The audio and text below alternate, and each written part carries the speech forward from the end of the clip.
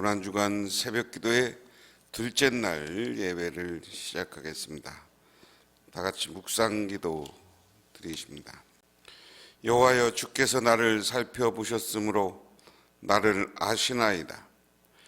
주께서 내가 앉고 일어섬을 아시고 멀리서도 나의 생각을 밝히시오며 나의 모든 길과 내가 눕는 것을 살펴보셨으므로 나의 모든 행위를 익히 아시오니 여호와여, 내 혀의 말을 알지 못하는 것이 하나도 없으시나이다. 하나님 고맙습니다. 오늘도 우리를 구원하기 위해서 고난의 길, 십자가의 길을 걸어가신 예수님을 기억하며 고난주간 둘째 날 새벽 기도회를 주님께 바치옵나니 이곳에 임재하시고 이곳에 찾아와 주셔서 우리들에게 새로운 소망과 하나님 나라를 향한 마음을 허락하옵소서. 예수님 이름 받들어 기도드리옵나이다. 아멘. 마가복음 12장 1절에서 12절 다 같이 한 목소리로 봉독합니다. 예수께서 비유로 그들에게 말씀하시되 한 사람이 포도원을 만들어 산 울타리로 두르고 집 짜는 틀을 만들고 망대를 지어서 농부들에게 새로 주고 타국에 갔더니 때가 이름에 농부들에게 포도원 소출 얼마를 받으려고 한 종을 보내니 그들이 종을 잡아 심히 때리고 거저 보냈거늘 다시 다른 종을 보내니 그의 머리에 상처를 내고 능욕하였거늘 또 다른 종을 보내니 그들이 그를 죽이고 또 그 외에 많은 종들도 더러는 때리고 더러는 죽인지라. 이제 한 사람이 남았으니 곧 그가 사랑하는 아들이라. 최후로 이를 보내며 이르되 내 아들은 존대하리라 하였더니 그 농부들이 서로 말하되 이는 상속자니 죽이자. 그러면 그 유산이 우리 것이 되리라 하고 이에 잡아 죽여 포도원 밖에 내던졌느니라. 포도원 주인이 어떻게 하겠느냐? 와서 그 농부들을 진멸하고 포도원을 다른 사람에게 주리라. 너희가 성경에 건축자들이 버린 돌이 모퉁이 머릿돌이 되었나니 이것은 주로 말미암아 된 것이요 우리의 눈에 놀랍도다 함을 읽어보지 못하였느냐 하시니라. 그들이 예수의 이 비유가 자기들을 가리켜 말씀하신 줄을 알고 잡고자 무리를 두려워하여 예수를 두고 가니라. 아멘. 우리는 당장 우리 눈앞에 있는 이익, 눈앞에 있는 보이는 것만 가지고 살다가 실패하는 경우가 많이 있습니다. 오늘 본문 이야기는 예수님이 예루살렘에 오셔서 이제 성전에 장사하는 사람들, 돈 바꾸는 사람들, 그리고 비둘기 파는 사람들을 쫓아내고 이것은 만민이 기도하는 집이라 이렇게 선언합니다. 그랬을 때 이 유대인들 일반 대중, 민중 이렇게 표현했습니다. 이 사람들은 그럼에도 불구하고 예수에 대해서 아직 열광적으로 지지하고 있을 때예요. 그런데 유대인의 바리새파 사람들과 서기관들 그리고 제사장들 그리고 왕들은 예수가 무슨 권위로 성전을 이렇게 뒤엎느냐? 라는 질문을 합니다. 그리고 성전에서 장사하고 이익을 추구하던 사람들이 그 이익을 당장 갖지 못하게 되니까 예수님을 죽이려고 하는 거예요. 그런 사람들 앞에서 오늘 예수님이 가르치는 거예요. 예화로 한 이야기로 이야기합니다. 그 이야기는 그런 거예요. 어떤 사람이 포도원을 잘 만들어 놓고 다른 나라로 가면서, 다른 곳으로 가면서 그것을 포도원 농사 짓는 사람들에게, 우리로 얘기하면 세를 주었다, 소작을 주었다 하는 거예요. 그리고 나서 거기에 대한 얼마간 있다가 결실과 수확이 있을 때 있고 나서 그거에 대한 결실, 소작료, 그리고 거기에 대한 땅을 사용하는 세금을 받기 위해서 종을 보냅니다. 그러니까 그가 가서 거기 가서 그것을 잘 해결하는 것이 아니라 그들에게 매맞고 상처받고 왔더라. 그래서 이번에는 다른 종을 또 보내요. 다른 종을 보냈는데 다른 종이 와서 갔다 왔는데 머리에 두들겨 맞고 머리에 상처를 입고 그렇게 또 왔습니다. 그래서 안 되겠어서 이번에는 자기 아들을 보내요. 아들을 보내니까 뭐라 그러냐, 이가 상속자다, 이를 죽여 없애면 이 땅이 우리께 될 것이고 이것을 주관하는 사람이 없을 것이다. 그리고 주인의 아들을 죽여 없앱니다. 그런데 이것은 자기들의 이익을 지키기 위한 착각이었습니다. 주인이, 이 땅 주인이 이것을 보고 가만히 있었겠어요? 오늘 본문 이야기는 그것을 빼앗아서 다른 사람에게 주었다.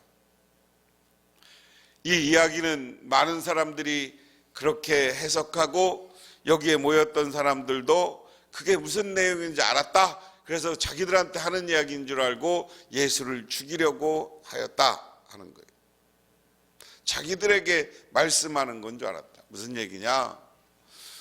하나님이 온 우주를 창조하고 이 땅을 아름답게 창조하고 아담과 하와를 창조했어요. 그리고 그들에게 다스려 지키게 하라고 그랬어요. 그런데 그들이 하나님의 명령과 선악과를 따먹었어요. 그래서 하나님이 그들을 에덴 동산에서 인류를 쫓아냈다. 그리고 나서 또 범죄했어요. 오늘 그 다음에 한 것이 이스라엘 백성들을 선택해서 구원받는 민족으로 삼는 거예요. 그런데 이스라엘 백성들이 그 구원받는 자답게 하나님께 감사하고 하나님께 자기들이 이 땅을 주고 이 땅을 다스리게 한 것에 대해서 감사하면서 사는 것이 아니라 오히려 하나님이 제멋대로 우상을 섬기고 다른 신을 섬기고 살 때 하나님이 그들에게 예언자를 보냈어요. 그랬더니 예언자를 죽이고 때렸어요. 그 다음에 오늘 아들은 예수님 자신을 이야기하는 거예요. 너희들이 나를 보냈는데 나도 죽이고 없앨 것이다. 하지만 그 다음에는 너희들이 구원받을 길을 잃어버릴 것이다. 오늘 우리가 하나님 앞에 하나님이 우리를 택하여 주시고 불러주셔서 예수 믿고 구원받을 그리스도인이 됐어요. 그런데 그리스도인이 됐는데 이 그리스도인 된 우리가 예수에 대한 믿음, 예수가 구원자 그리스도라는 믿음과 하나님께 감사하는 삶을 살아야 되는데 그것을 잃어버리고 세상의 물질, 세상의 이익, 세상의 교만 이것을 따라 살아가면 하나님이 우리를 구원의 자리에서 버린다는 거예요. 우리에게 구원의 자리, 축복의 자리를 우리에게서 그거 줄 것을 버리고 다른 이들을 택해서 다른 사람에게 준다. 그러면서 오늘 본문에 하는 얘기가 건축자가 버린 돌이 모퉁이 돌이 될 것이다. 우리 개역 성경은 이 모퉁이들 중요한 12절에 너희가 성경에 건축자가 버린 돌이 모퉁이의 머릿돌이 되었나니 그랬어요. 이것은 주로 말미암아 된 것이 우리 눈에 놀랍도다. 여기 성경에 모퉁이돌 이렇게 얘기했어요. 이 모퉁이돌에 대한 해석은 영어 성경에는 중요한 돌 이렇게 이야기했어요. 우리가 그리고 개역 새번역이나 공동번역에는 중요한 모퉁이 돌, 중요한 머릿돌 이렇게 해석을 했어요. 근데 오늘 개역 개정에 모퉁이 돌이 맞는데, 건축을 할 때 모퉁이 돌은 뭡니까? 우리나라 동양적인 개념은 이게 동양식 건축 양식에 옛날에 초가집을 져도요, 땅을 다지고 여기다 돌을 놓고 여기다 기둥을 세우고 이렇게 집을 지는 거예요. 그런데 서양 대리석으로 진 집들은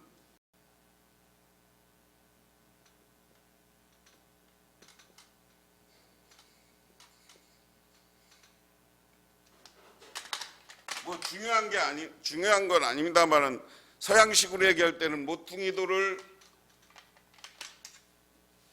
서양 사람들은 이렇게 돌을 이렇게 쌓는데 아치형으로 쌓고요, 여기 가운데 이렇게 해서 돌을 이렇게 쌓아요. 근데 이 가운데 돌이 중요하다는 거예요.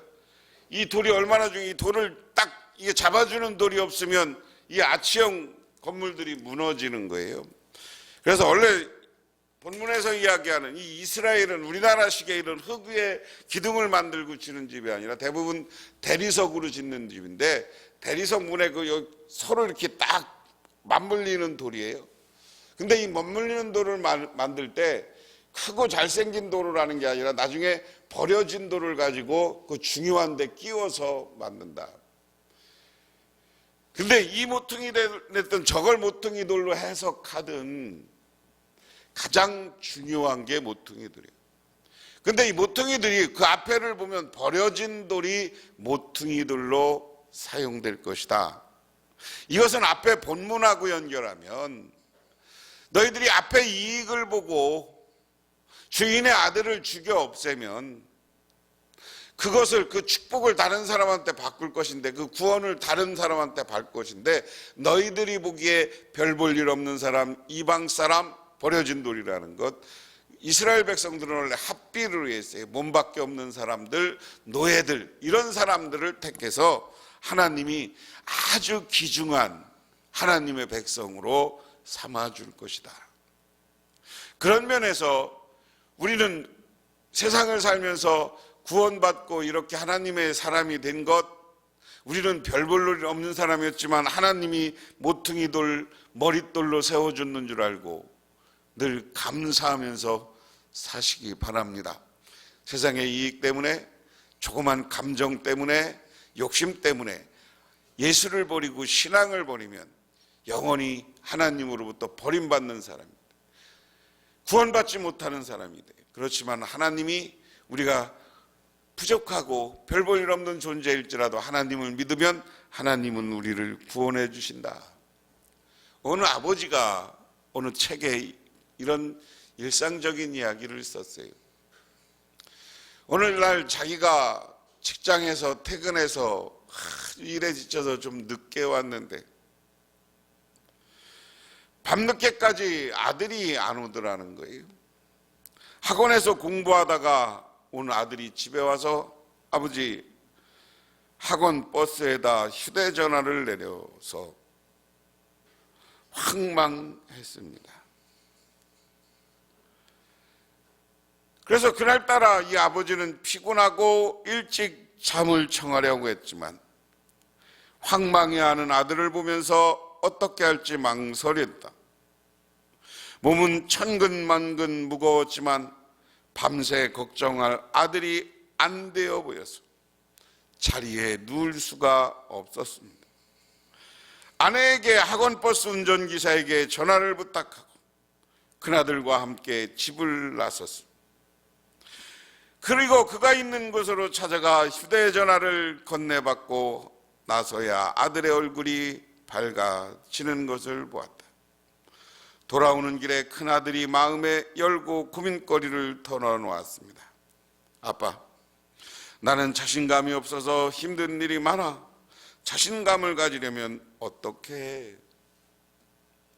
그러자 자기도 10대 때 이렇게 자신감이 없고 다른 사람 앞에 나서지 못하던 것을 생각하며 공감할 수 있었다. 그때마다 자신이 믿음으로 기도로 극복한 사실을 기억하고 아빠는 예수님이 나를 사랑하시고 나를 향한 놀라운 계획을 가지고 계시다는 것을 깨닫고 나서 자신감을 갖게 되었어. 예수님은 아빠에게도 지혜를 주셨지만 자신감과 담대함도 주시는 분이야. 그걸 너도 깨닫고 믿기 바란다 하고 권면하면서 아들과 함께 돌아왔다. 오늘 이야기 속에 우리 하나님 아버지는 우리가 타락하고 당황해하는 모습을 보면 하나님이 근심한다는 거예요. 그래서 우리를 구원하기 위해서 예언자들을 보내고 또한 오늘 예수님을 보내고 이 시대는 많은 목회자들을 보내서 우리들이 깨닫고 하나님 나라로 돌아오기를 바랍니다. 이 시간 우리들도 예수님을 그리스도로 영접하고 우리를 위해서 죽음의 길을 걸어가시는 그분 앞에 감사하며 믿음을 굳건히 하셔서 그분이 우리를 사랑하고 우리의 문제들을, 어려움들을 극복해 주실 것을 믿으시기 바랍니다. 하나님 고맙습니다. 오늘 고난주간을 맞으며 보내며 이 새벽 시간 주님께 나와 기도하며 감사하며 주님께 영광 돌리는 귀한 시간입니다. 오늘 십자가의 길을 걸어가시며 예루살렘에 입성해서 바른 신앙의 길을 가르치시는 예수님을 바라보며 우리도 바른 신앙, 겸손한 신앙, 이웃에게 베푸는 삶을 살게 하옵소서. 예수님 이름 받들어 기도드리옵나이다. 아멘.